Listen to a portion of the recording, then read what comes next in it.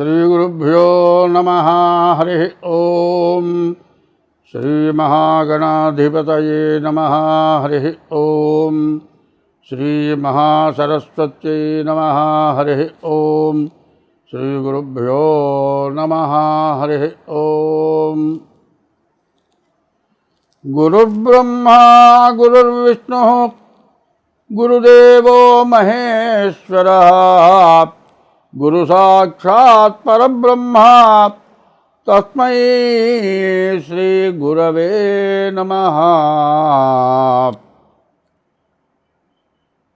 అన్నదానము కన్నా అధిక దానము లేదు, తల్లిదండ్రుల కన్న దైవమేది, సత్యశీలత కన్న జగతీత పంబేది, దయ కంటే ఎక్కువ ధర్మమేది, సుజన సంగతి కన్న చూడలాభంబేది, క్రోధంబు కన్న శత్రుత్వమేది, అంగనామణి కన్న అభినవమణి ఏది, రుణము కంటెను నరునకు రోగమేది, ధరణి అపకీర్తి కంటెను నరకమేది, సర్వదా కీర్తి కంటెను స్వర్గమేది, సర్వలోకాభిరామ శ్రీరంగధామ.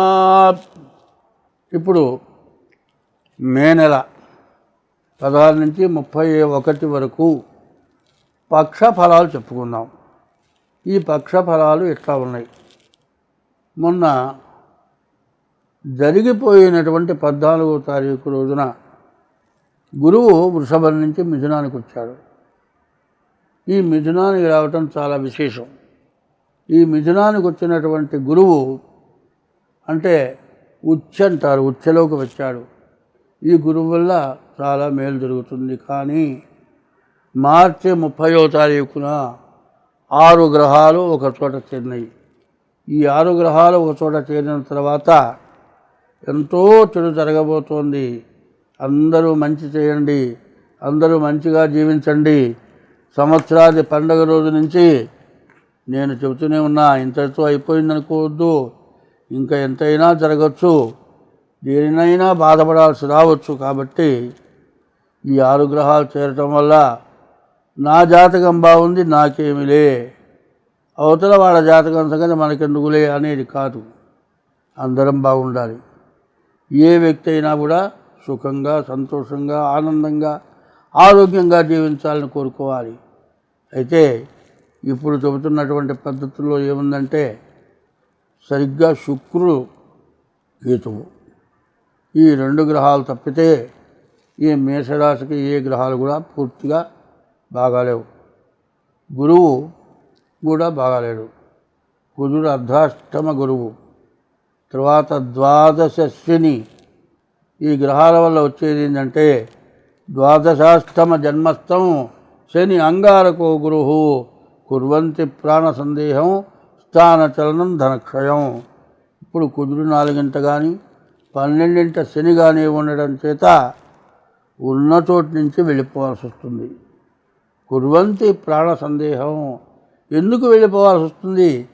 ఆ ఉన్న చోట బ్రతుకు తెరువు లేక, బ్రతకడం చేతకాక ఇంకో చోటుకి పోయి బతుకుదామనే ఉద్దేశంతో కుర్వంతి ప్రాణ సందేహం స్థాన చలనం.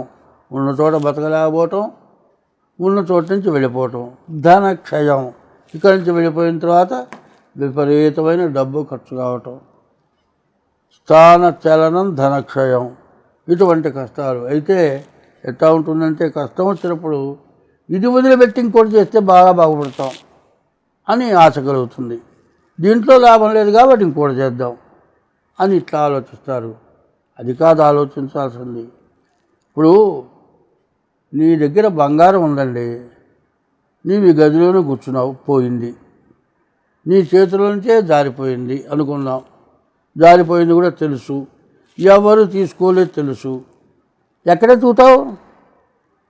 ఇంకో చోటు పోయి తూతావా? ఎక్కడ ఎతకాలా? ఇంకో చోట ఎతకాలా? ఎక్కడ పోయిందో అక్కడ ఎతకాలి.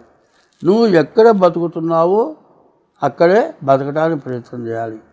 అక్కడ బతకలేకపోవటం కారణం ఏమిటి? నీవు ఆ చేయాల్సిన వృత్తి సక్రమంగా చేయలేదేమో, దాన్ని మార్చుకోవాలేమో, సక్రమంగా చేసుకోవాలేమో, ఎవరితోనన్నా మనం సక్రమంగా డీల్ చేయలేదేమో, వాళ్ళతో సరిగ్గా మాట్లాడలేదేమో, వాళ్ళని మనతో కలిసేటట్టుగా ప్రవర్తన చేయలేదేమో, ఇట్లా ఆలోచించుకొని అందరితో మంచిగా ఉండడం నేర్చుకోవాలి. ఇప్పుడు ఎట్లా ఉండాలంటే శత్రుత్వానికి మంచితనానికి ఒకటే తేడా చెబుతున్నా. శత్రుత్వం ఎట్లా ఉంటుందంటే ఎవడన్నా మనల్ని తిట్టాడు, వాడిని కొడదాం అనుకుంటాడు. కాదండి, వాడు కొట్టాడు, వాడిని చంపిపారేద్దాం అనుకుంటాం. ఆ లోపల కోపం అట్లా ఉంటుంది. ఆ కోపం ఎట్లాంటిది? తన కోపమే తన శత్రువు. ఎటువంటి శత్రువు అవుతుంది?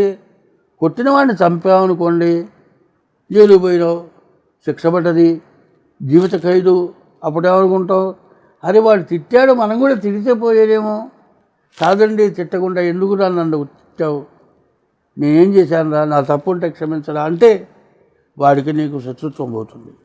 అట్లా కాకుండా తిట్టాడు కాబట్టి నేను కొడతా, ఈ కొడతానని కొడతావు కానీ కొట్టిన దెబ్బలో చచ్చిపోతాడు వాడు, అప్పుడు శిక్షను అనుభవిస్తావు. కాబట్టి ఎప్పుడు కూడా శాంతం కావాలి, కోపం రాకూడదు.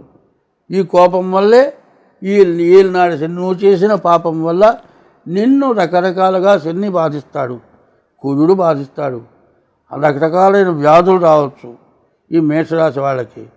తర్వాత అనవసరంగా డబ్బులు పోవచ్చు. ఎవరికైనా సరే నీ చేత్తో ఇచ్చిన డబ్బులు తిరిగి రాకపోవచ్చు. ఇటువంటి టైంలో ఎవరికి డబ్బులు ఇవ్వకూడదు, అనవసరమైన ప్రయాణాలు చేయకూడదు. ఈ రాశి వాళ్ళకి ఎట్లా ఉంటుంది అంటే బయటికి వెళ్ళేటప్పుడు ఎవడో సిగరెట్ కాల్చుకొని వెళుతూ ఉంటాడు, ఆ రవ్వ నీ గుడ్డ మీద పడి గుడ్డ కాలుతుంది. అంత మాత్రం చేత శని పట్టినట్లు. నువ్వు వెళ్ళేటప్పుడు నీ గుడ్డ ఏదైనా పట్టుకొని కొర్రు బట్టి చిరుగుతుంది, అప్పుడు శని పట్టినట్లు.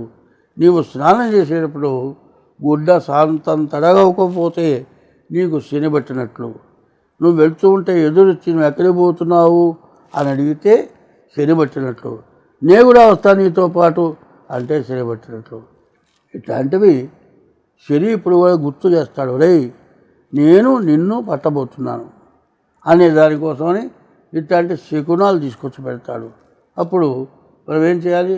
లోపల రావాలి, 5 నిమిషాలు కాళ్ళు కడుక్కోవాలి, 5 నిమిషాలు కూర్చోవాలి, నీ ఇష్టదైవాన్ని తలచాలి, ఆ పని చేయాలి.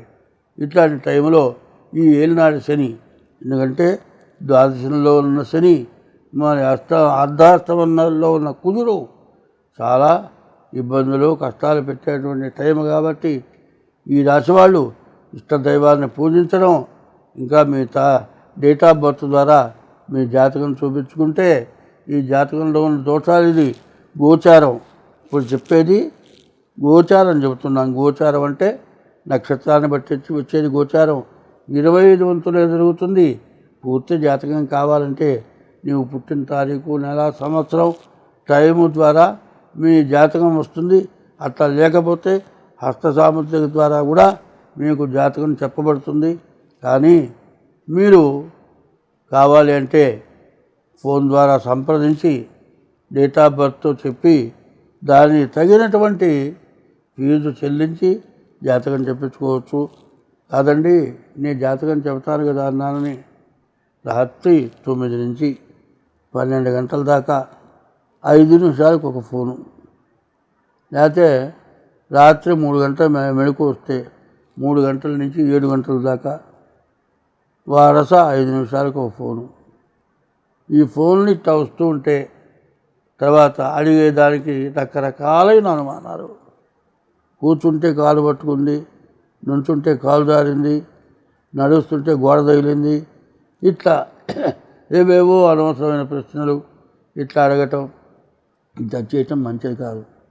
మీకు ఎప్పుడైనా కావాలి అంటే సాయంత్రం 4 నుంచి 7 లోపల కానీ, అప్పుడు మేము ఫోన్ ఎత్తకపోతే ఉదయం పూట 9 నుంచి 12 లోపల కానీ ఫోన్ చేసి మీ జాతకాలు కావాలంటే చూపించుకోవచ్చు. మరి ఇప్పుడు మాత్రం ప్రతి వ్యక్తికి కూడా బాగాలేదు, అందులో ఈ మేషరాశికి పూర్తిగా బాగాలేదు. కాబట్టి ఎంత జాగ్రత్త పడితే అంత మంచిది. ఇప్పుడు 2024 నుంచి కూడా 2030 వరకు కూడా జరిగిన కొద్ది సంవత్సరాలు పూర్తిగా మనందరినీ కష్టాల్లోకి పంపించేటువంటి సంవత్సరాలు. కష్టాలు అంటే 8 రకాలు చెప్పారు. అష్ట కష్టాలు అంటారు. ఆ అష్ట కష్టాలు డబ్బులున్నా, భార్య ఉన్నా, పిల్లలున్నా, ఇల్లున్నా, విద్య ఉన్నా, ఉద్యోగం ఉన్నా, ఎంత డబ్బున్నా కాదండి, కొండంత బంగారం ఉన్నా, కొండంత బంగారం కొండ మీద కూర్చుంటే తినటానికి అన్నా అన్నం వస్తుందా? అన్నం తిన్నంత బంగారం అనే తినగలుగుతాడా? తిని అరిగించుకోగలుగుతాడా? కాబట్టి కష్ట సమయాలు ఇవి. ఇప్పుడు జరుగుతున్నది అందరికీ కూడా తెలుసు. ఉగ్రవాదుల యొక్క బాధతోటి సరిగా చెప్పాలంటే ఎవ్వరూ ఓర్చుకోలేనటువంటి, కనీసం హిందూ దేశంలో ఉన్నటువంటి ముస్లిమ్స్ కూడా ఇది తప్పు, దీనికి తగినటువంటి ప్రాయశ్చిత్తం జరగాల్సిందే అని కోరుకుంటున్నటువంటి మహోన్నతమైనటువంటి సమయం. ఈ సమయం ప్రతీకారం తీర్చుకుంటామంటాం కాదు కావాల్సింది.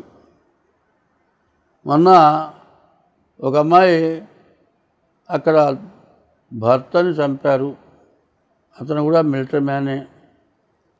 భర్త చచ్చిపోయినందుకు, తనకు భర్త లేనందుకు కాదు, శాంతి కావాలని కోరుకుంది. ప్రతీకారం తీర్చుకోమని కోరుకోలే. అంటే ప్రతీకారం తీర్చుకోకుండా ఇట్లాంటి వాళ్ళని బాగా ప్రోద్బలం చేస్తావా అంటారేమో. అది మనం ప్రోద్బలం చేస్తే అయ్యేది కాదు. ప్రోద్బలం చేస్తే ప్రతివాడు కూడా అటువంటి పని చేయడానికి ఇష్టపడడు. అది కాలచక్రం. ఈ కాలచక్రం ఇదే కాల సర్పం అన్నారు. కాలమే సర్పమే కాటేస్తుంది. ఎవడు చేసిన కర్మ వాడు అనుభవించక తప్పదు. కాబట్టి ఇప్పుడు జరిగిన దానికి మరి దాదాపు 40 మంది జనాలను చంపారు. దాని గురించి అందరం కూడా చాలా బాధపడుతున్నాం. కానీ ఇట్లా ఎందుకు జరిగింది? ఈ జరగటానికి సమస్య ఏమిటి? సమస్య కాదు కావాల్సింది. ఏదైనా కావాల్సింది అడగటం, తీసుకోవటం ధర్మం. అట్లా కాకుండా దురాగతంగా చేయటం అంతకంటే అధర్మం. అది కూడా కాదండి. ఇట్లా జరగడానికి అవకాశం ఏంటంటే,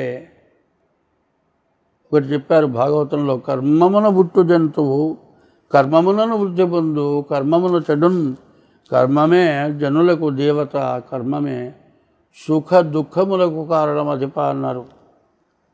మన తెలుగుదేశం, ఇదుడికి ఆంధ్రదేశం అన్నారు, ఆంధ్రప్రదేశ్ అన్నారు, కాదు ఇప్పుడు తెలంగాణ అన్నారు. ఈ తెలంగాణలో బమ్మెరలో జన్మించినటువంటి మరి మరో వ్యాసుడు, నూతన వ్యాసుడు, వ్యాసుడి కంటే ఇంకా గొప్పవాడని చెప్పుకోవాలి. ఆయన పద్యం రాశాడు. కర్మమున బుట్టు జంతువు కర్మములను వృద్ధి పొందు, కర్మమే జనులకు దేవత, కర్మమే సుఖ దుఃఖములకు కారణం అధిప అని రాశారు. వ్యాసుడు రాసిన దానికంటే కూడా ఇంకా విశేషమైన స్థితిలో భాగవతాన్ని మరి ఆ బొమ్మర పోతనామాత్రుల వారు రచించారు. తర్వాత ఇప్పుడున్నటువంటి బాధ శాంతి. ఈ శాంతి ఎట్లా వస్తుంది? శాంతి మనం కోరుకుంటే భగవంతుడు ఏది చేయాలో అది చేస్తాడు. భగవంతుడు ఇప్పుడు ఏది అవసరమో అది ఇస్తాడు ఖచ్చితంగా. మనం కోరుకుంటే వచ్చేది కాదు, కోరుకోకపోతే పోయేది కానే కాదు. ఇప్పుడున్న పరిస్థితుల్లో, ఇప్పుడున్న జరిగిన దానికి భగవంతుడు ఏది ఇవ్వాలో అది ఇస్తాడు. అది ఎట్లా వస్తుందో నేను ఒక్క పద్యంలో చెబుతాను. అన్నదానము కన్నా అధిక దానము లేదు, అన్నదానాన్ని మించిన దానం లేదు. తల్లిదండ్రుల కన్నా దైవమేది, తల్లిదండ్రుల కంటే మించిన దైవం లేరు. సత్య శీలత కన్నా జగతి తపంబేది, సత్యం పలకటం. శీలత అనగా పరస్త్రీ వ్యామోహం, పర అనేది ఏదైనా సరే మనది కాని దానికి వ్యామోహించడం. సత్యశీలత కన్నా సత్యానికి అబద్ధాడకుండా ఉండటం, ఇంకో దానికి ఆశపడకపోవటం. సత్యశీలత కన్నా జగతి తపంబేది. దయ కంటే ఎక్కువ ధర్మమేది. దయ ఎట్లా ఉంటుంది? నీ దగ్గర 100 రూపాయలు జేబులో ఉన్నాయి, తిరిగి ఇంటికి వెళ్ళాలంటే ఆటో ఛార్జీ కావాలి. ఒక మనిషి 3 రోజుల నుంచి అన్నం లేక పడిపోయినాడు. వాడి ప్రాణం నిలబెట్టాలంటే ఆ 100 రూపాయలు ఖర్చు పెట్టి ఒక సిలైనో ఏదో ఎక్కిస్తే వాడు బతికి బయటపడతాడు. నీవు నడిచి ఇంటికి వెళ్ళినా తప్పులేదు, కానీ ప్రాణం పోయేవాడిని రక్షించడం దయ. దయ కంటే ఎక్కువ ధర్మమేది. సుజన సంగతి కన్నా చూడ లాభం బేది. మంచిని చూడటం కంటే మించినటువంటిది ఇంకోటి లేదు. ఏదైతే మంచి, ఇప్పుడు మనం చెప్పుకున్నాం, ప్రాణాపాయ స్థితిలో ఉన్నాడు, 3 రోజుల నుంచి ఆహారం లేదు, వాడు చచ్చిపోతాడు.